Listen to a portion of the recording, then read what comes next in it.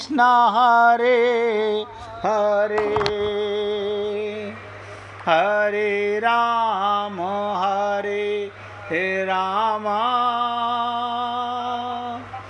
राम राम हरे हरे हरे कृष्ण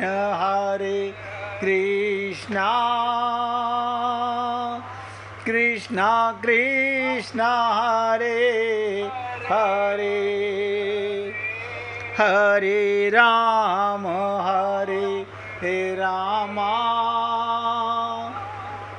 राम राम हरे हरे हरे कृष्ण कृष्ण कृष्ण हरे हरे हरे राम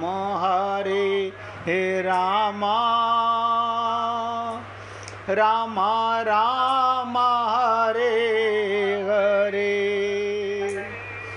सभी पुण्य आत्मा पूरी एकाग्रता के साथ सुने। हमें संत महात्मा बताते हैं इस देह में हरि मिलते हैं। हाँ, बताते हैं। अब आप सोच के देखिएगा, क्या हम प्रत्येक कर्म भगवत प्राप्ति के लिए करते हैं? अगर ये ज्ञान हो गया, शरीर तो मिला हुआ है, इस देह में हरि मिलते हैं, तो इसका मतलब हम चद्दर तान के सो जाएं कि गुरुजी ने कहा था इस देह में हरि मिलते हैं।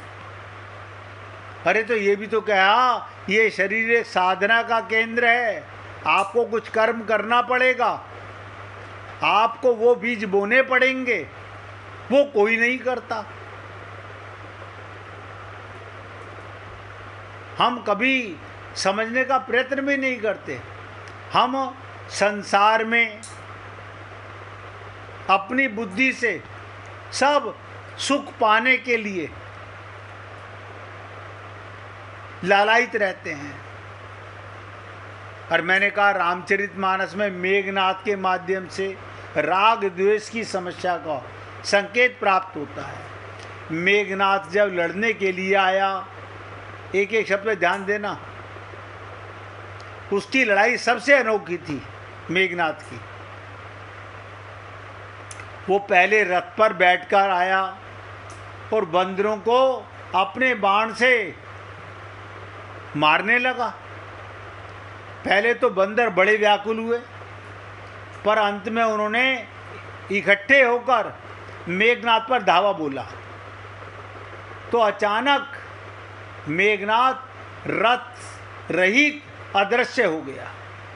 माया भी था ना, रथ को छोड़कर, रथ रहित होकर के रथ को छोड़कर अदृश्य हो गया। अब आप कहेंगे रथ क्यों? रथ जड़ है, वो अदृश्य नहीं हो सकता था। मेघनाथ अदृश्य हो गया। अब बंदरों की समस्या ये कि वो बाणों की वर्षा को तो अनुभव करते हैं, पर बाण बरसाने वाले को नहीं देख पाते। और ये सबकी समस्या है।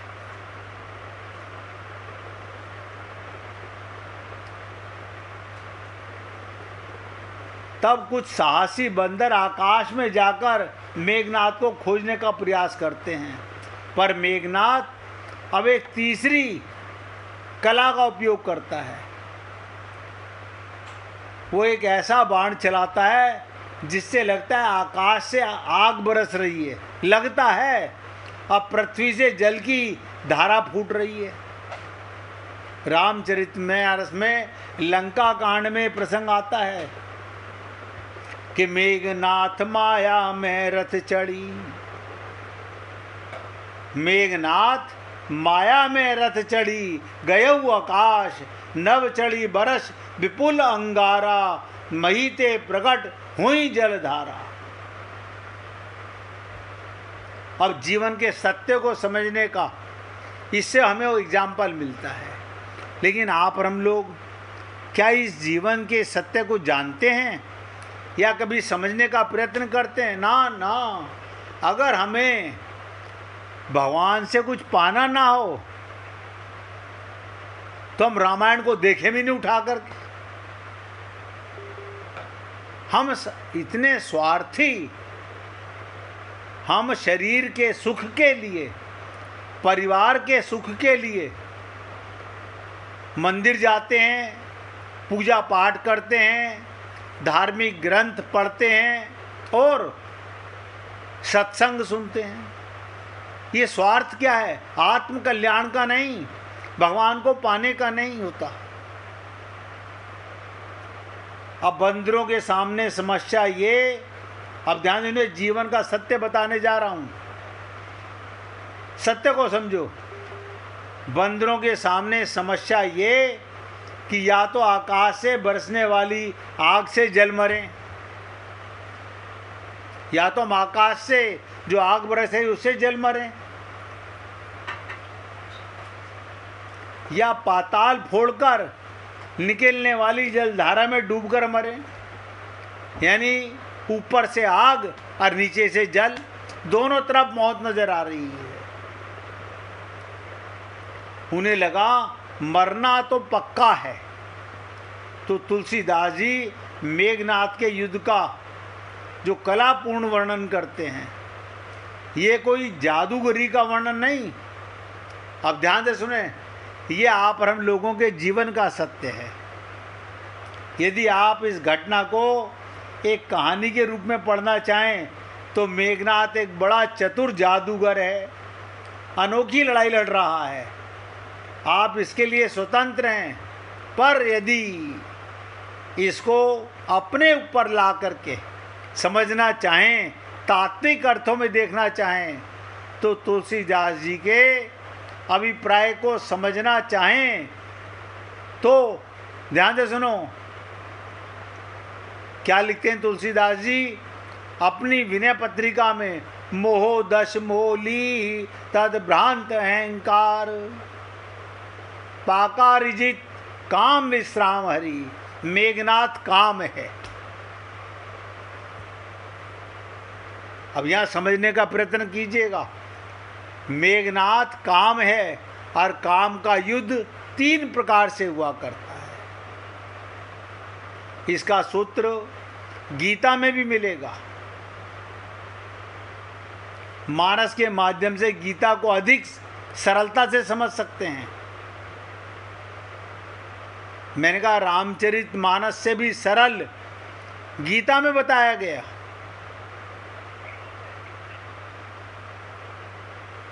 गीता में भगवान अर्जुन को आदेश दिया, अर्जुन तू काम पर विजय प्राप्त कर।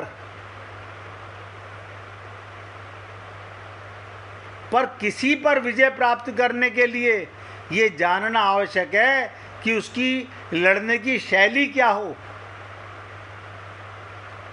कर्म तो करे और विजय भी प्राप्त करे, पर कहाँ कहाँ रहता है। तो भगवान कृष्ण अर्जुन को काम के 3 अधिष्ठान बताते हैं। बहुत ध्यान से सुनिएगा।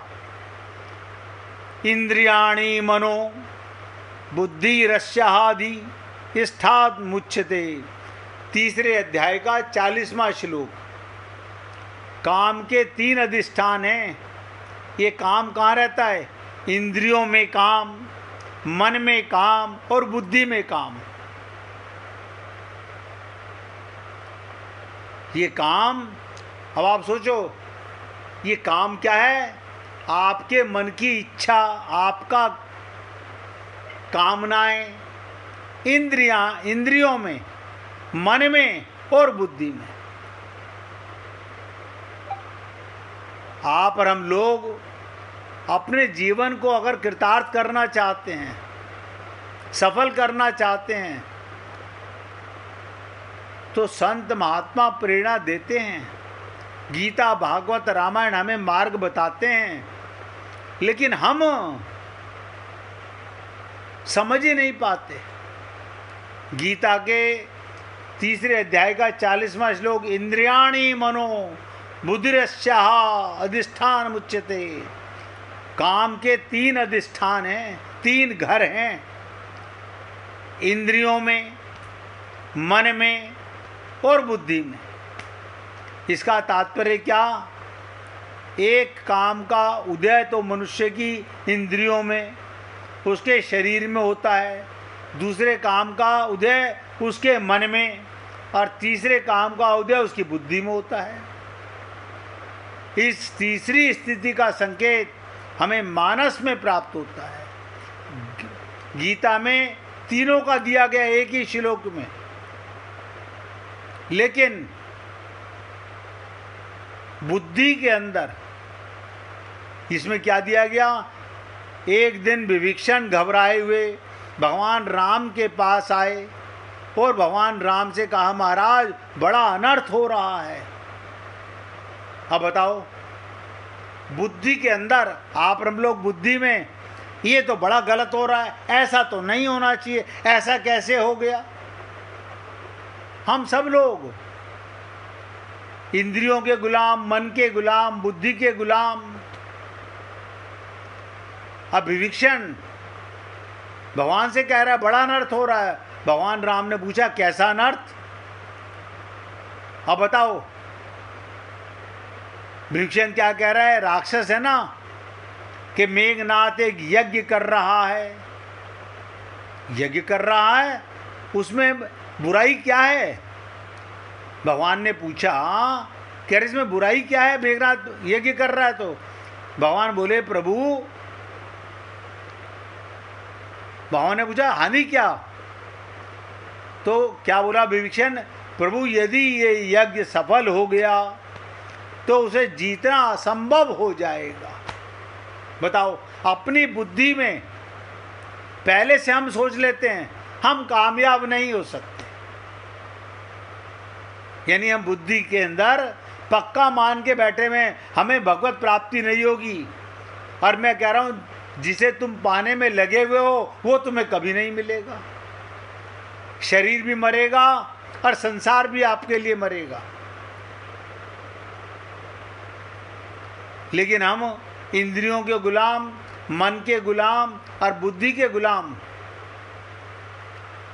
रामचरितमानस में आया, मेघनाथ मख करई अपावन, खल मायावी देव सतावन।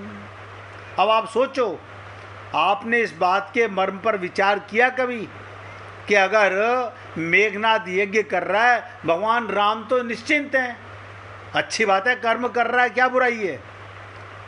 बोले उसे जीत नहीं सकते। सबसे पहले जब मेघनाथ रथ पर बैठकर लड़ने के लिए आया, तब वो इंद्रियां हैं, इंद्रियों का गुलाम। विकार जब इंद्रियों में उठता है तो व्यक्ति को प्रत्यक्ष दिखाई देता है। विकार, बुराई जब इंद्रियों में आती है तो उसे नजर आती है।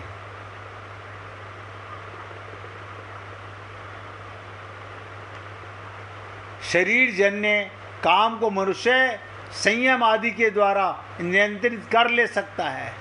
जब मेघनाथ अदृश्य हो जाता है और स्वयं ना दिखता हुआ आक्रमण करता है, इसका मतलब काम मन में चला गया।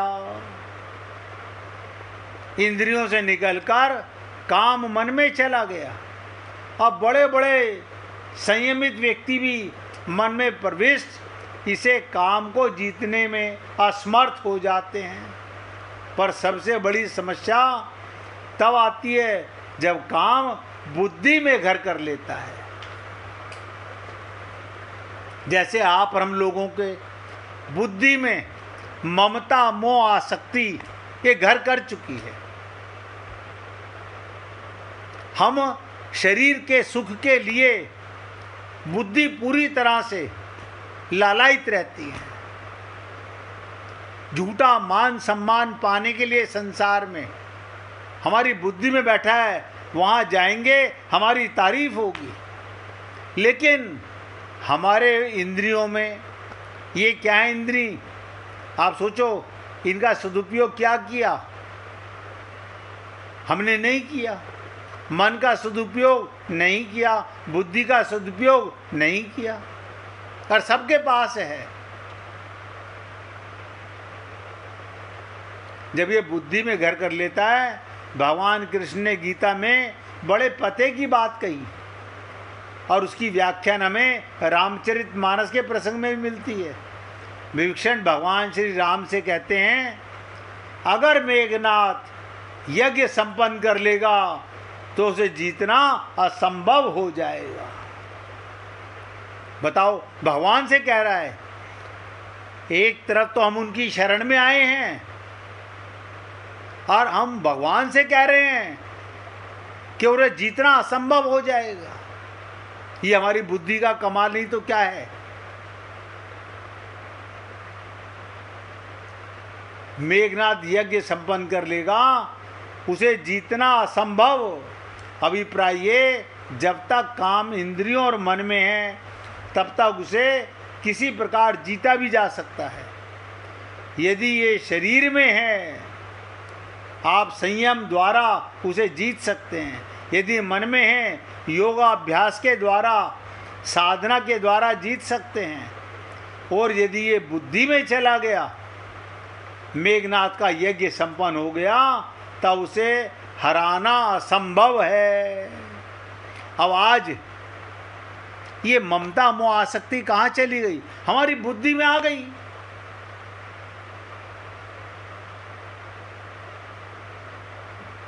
अब लोग ये सोच करके अब असंभव है, हमें भगवत प्राप्ति नहीं होगी।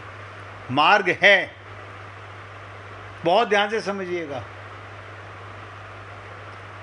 इसका सरल अर्थ ये, जब तक काम बुरा जान पड़े और उसे जीतने की चेष्टा रहे, तब तक उसे हराया जा सकता है। पर जब बुद्धि के द्वारा काम का समर्थन होने लगे, बुद्धि के द्वारा ये किसी प्रकार की बुराई नहीं दिखेगी, और फलस्वरूप उसे मिटाने की बात ही नहीं उठेगी। आप और हम लोग कितना ही संत महात्मा बताएं, कितनी गीता भागवत रामायण बताएं, हम बुद्धि के गुलाम। ना आप कितना भी कहो, हमारे लिए ममता की क्या कीमत है आपको क्या पता? हमारे लिए मोह की क्या कीमत है आप क्या जानो? हमारे लिए धन की क्या कीमत है? ये सब चीजें, ममता मोह आसक्ति हमारी बुद्धि में घर कर चुकी हैं। इसीलिए हम वही करते हैं जो हमारा मन कहता है, हमारी बुद्धि कहती है, हमारी इंद्रियां कहती हैं। अब आप सोचो, हमें अपने माता पिता पर, पति पत्नी पर, परिवार पर ज़्यादा विश्वास है या भगवान या गुरु पर ज़्यादा विश्वास है? कारण है हमारी बुद्धि में इनसे संबंध पक्का बैठा हुआ है। गुरु से और भगवान से टेम्परेरी संबंध है, तो कल्याण होगा कैसे? हम सब ने ये पहले से मन बुद्धि इंद्रियों में बैठा है, ये मेरे ब्लड रिलेशन है, ये मेरा मन का संबंध है, ये मेरे तन का संबंध है। हम अपने आप मियाँ मिट्ठू बने हुए हैं। कभी हम शरणागत क्यों नहीं हो पाए आज तक? क्योंकि वहाँ मन बुद्धि सरेंडर करना पड़ता है। ना हमने गुरु को किया, ना भगवान को किया। हम अपनी बुद्धि से ही रास्ता ढूंढते रहते हैं।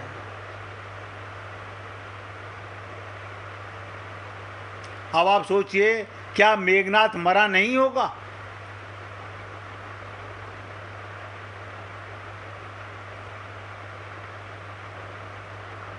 जब तक काम बुरा जान पड़े, उसे जीतने की चेष्टा रहे, और तब तक उसे हराया जा सकता है। पर बुद्धि के द्वारा काम का समर्थन होने लगे, तो बुद्धि के द्वारा किसी प्रकार बुराई ही ना दिखेगी, और फलस्वरूप उसे मिटाने की बात ही नहीं उठेगी। ये बहुत मूल चीज़ है। हमें बुराई नज़र नहीं आती, आप सब लोग सोचेंगे इस बात को। हमें ममता मोह आसक्ति में कोई बुराई नजर नहीं आती और खूब करते हैं, क्योंकि हमारी बुद्धि ने मान लिया अरे संत महात्मा भगवान के कहने से क्या होता है, इसीलिए हमारा कल्याण नहीं होता।